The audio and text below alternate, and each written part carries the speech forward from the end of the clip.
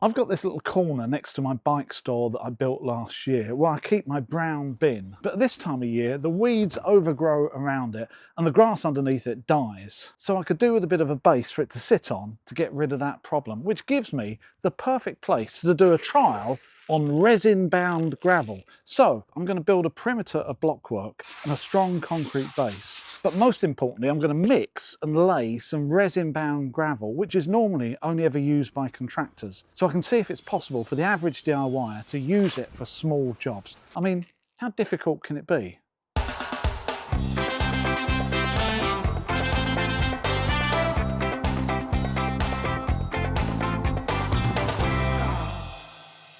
Whenever I see resin bound gravel on someone's drive or around the house, it always looks really smart. But I know that those bigger projects are always carried out by trained contractors. But I've got some smaller projects where I'm thinking to do it myself. So today I'm going to use a 1 square metre resin bound gravel pack where you get the gravel and the part A and part B of resin on this pad here, just so I can understand the material and understand the process before I fork out a lot of money on bigger projects. Now, this sits on a concrete base, so before I can mix this up, I need to dig out some topsoil, put a proper base in, and put some concrete in before I even get to this part as well. So the first thing I need to do is get rid of this bin, start digging. Having areas around our properties storing things like bins is unavoidable these days. So making a small hard stand in like this just tidies things up and keeps weeds and general growth at bay. This gravel at the bottom of the fence here I put in after I built it, which I'm going to remove now and replace once the base is complete. So I'll put these stones to one side for now.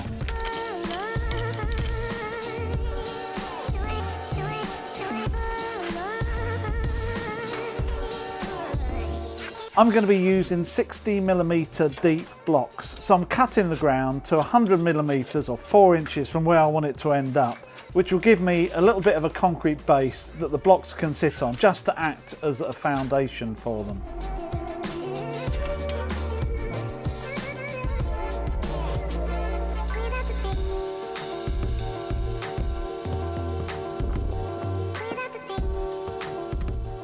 So that's my mini excavation cut to the right size and the right depth. So now I need to put some stone in as sub base that the concrete can sit on. Now I've just been down to the DIY shop to get some materials where I had a bit of an issue.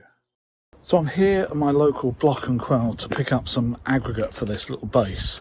And I was going to use some Type 1 as the bedding, but I have a bit of a problem. As you see, there's only one bag of MOT sub base left.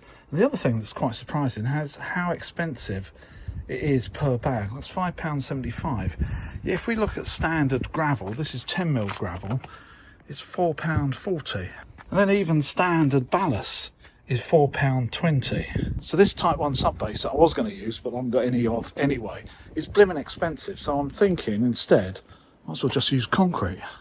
So this is something that no one tells you in YouTube DIY land, because we all talk about putting a layer of MOT Type 1 or sub base underneath the concrete slab as if it's mandatory, but it's not. It's just normally the cheapest way of building a concrete slab, because concrete is more expensive than sub base. However, in my case, where the shop doesn't have any sub base, or maybe in a situation where for speed it's quicker to shoot in extra concrete, then replacing the sub base layer with concrete gives just as good a result, if not better. Before I lay any concrete, I put down a layer of heavy duty weed fabric and then mix my first batch, making sure it isn't too wet, as I want to get on with the next step as soon as possible, which will be laying the blocks on top of what I'm about to lay.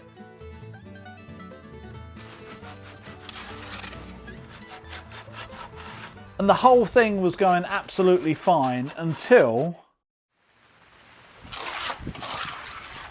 it's that time of year where April, or in this case May, showers are coming and going continuously, and has now turned my excavation into a mini swimming pool. Lucky concrete goes hard from a chemical reaction rather than drying out, I think. Anyway, things did dry out overnight. The concrete went hard, which allows me today to move on with laying some blocks. So this second concrete pour, the one that the resin bound gravel actually sits on, I'm going to use that 10mm aggregate I bought from B&Q the other day, and it looks a bit like this. And the 10mm means that the biggest part is no more than 10mm. But importantly, if you look at it, there's no sand in there, which is normally the filler to fill the gaps in between the rocks, which means that when I put cement into it and make it into concrete, I'm going to end up with like a permeable concrete. There's going to be holes in it, which is absolutely fine because the resin bound gravel is going to be permeable, and the next layer underneath means that that's going to be permeable as well. So when it rains and when water's on it, it's just going to disappear. But it's not going to be like normal concrete. Porous, pervious, permeable, or more commonly called no fines concrete is exactly that. Only the bigger aggregate with no fines, as in sand, with just a cement paste sticking the stones together, which creates a rough open finish but allows water to run right through. Obviously this type of concrete isn't as strong as standard concrete, but for a garden project like this is more than I need. I'm using a timber screed here with a 15mm plant, that's a batten of wood, fixed to the bottom to ensure that the top surface is exactly 15mm below the top surface of the blocks. So overnight everything has gained some strength, and obviously this concrete looks different to what we'd normally think of concrete because it's so open, but it's still got a reasonable amount of strength, and all of these stones have got enough cement around them to hold them in place. So now finally I think I'm in a position to actually mix some resin bound gravel, which is the whole point of this whole video, but I do feel like all the work is in the base and everything underneath it, and only at the last minute do you actually put a topping of resin bound gravel on the top just to make it look nice. Now I'm going to be putting in a 15mm thick layer of the resin bound on this, which is an interesting thickness. That's quite thin, and I hope I've got my levels right, because if it's not and I've maybe got 18 or 20, that's a big percentage and it might run out of material. So fingers crossed that is at the right level. So I need to get my gloves on, my eye protection on, start mixing some resin. Finally, I'm on to the most fun and, spoiler alert, the easiest part of this whole process. The two parts of the epoxy get mixed in a separate container before adding them to the aggregate. This 1 square metre kit I bought from Amazon. I'll put a link in the description below. Although if you're doing a lot of this, it's cheaper to go direct to the companies that sell this stuff and get it delivered on a pallet. You must be joking. As soon as the two parts mix, the clock starts ticking on the workable time you've got to use this material before it goes off, which I was a little bit worried about. However, now I estimate that I could easily use the material an hour or maybe 2 hours or a lot more from mixing, so really no issues on a standard project.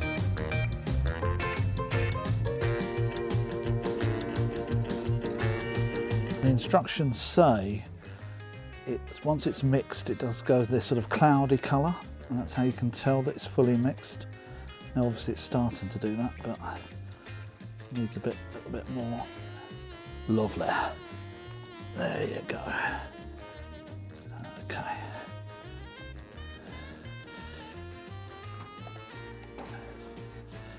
So I think what I'm going to do is I'm going to put half of this in, give it a good mix, and then I'll stick the other half in. Mixing the resin with the aggregate I found easy with a drill and a paddle, and for this volume it's not difficult to ensure everything is coated. I put the second half of the resin in, although to my mind it didn't really need it, but anyway, the more the merrier I suppose, and I better just follow the instructions.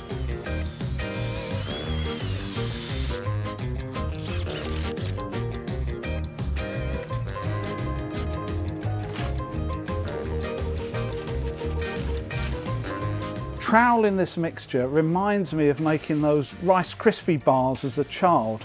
You know, Rice Krispie covered in that gooey, sugary, sticky substance. It sort of flows slowly if you heap it up. And this is exactly the same consistency and is actually very easy to work with. As well as troweling this flat, I'm also pushing down to compact it as I go as much as possible.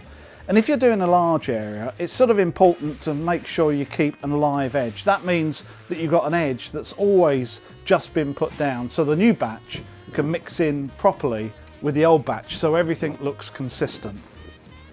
If a section is low, I found it really easy to add some material back in and then just blend it in with what's already there. And because it's aggregate, it's more difficult to see a level problem, which actually works in your favour. You see, if you're floating concrete, it's very obvious if it goes up and down. This is not so obvious. So for a DIYer, I think it's easier to finish off and get a good result because no one's ever going to notice any lips or level differences, unlike concrete. And if it's a path or a driveway, somewhere that you're going to be walking on it when it's wet, you really need to finish off with a sprinkling of kiln dried sand over the surface that sticks into the top of the epoxy. This will give it some grip and make sure that it's non-slip in the rain.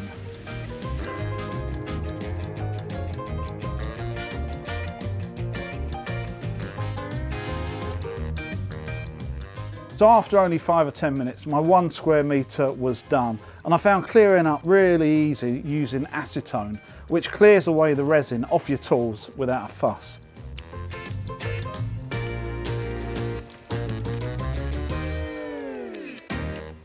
So this is the end result, and I think that looks really smart and exactly what I'd hoped that it was going to come out to look like. And then just doing a bit of a water test, you can see it's really permeable and the water just sinks through it and leaves the surface really quickly. And just checking this up close, I can guarantee every one of those million stones in there is set in permanently. They are never going to come out now it's been epoxied in. So can a DIYer lay epoxy bound gravel? Absolutely. If you can make the base, this last bit is actually the easiest bit. But if you've got a base of concrete already, this is a trial that I did with some leftover material on a concrete slab. And I must say, this sticks like successfully to just about any old concrete or paving slab. So if you're lucky enough to have a driveway or a footpath that isn't moving, it's made out of concrete, then just stick this on top. It'll save you all the work that I did on the foundation of this, make life a lot easier. I hope you enjoyed this video. I will see you next time.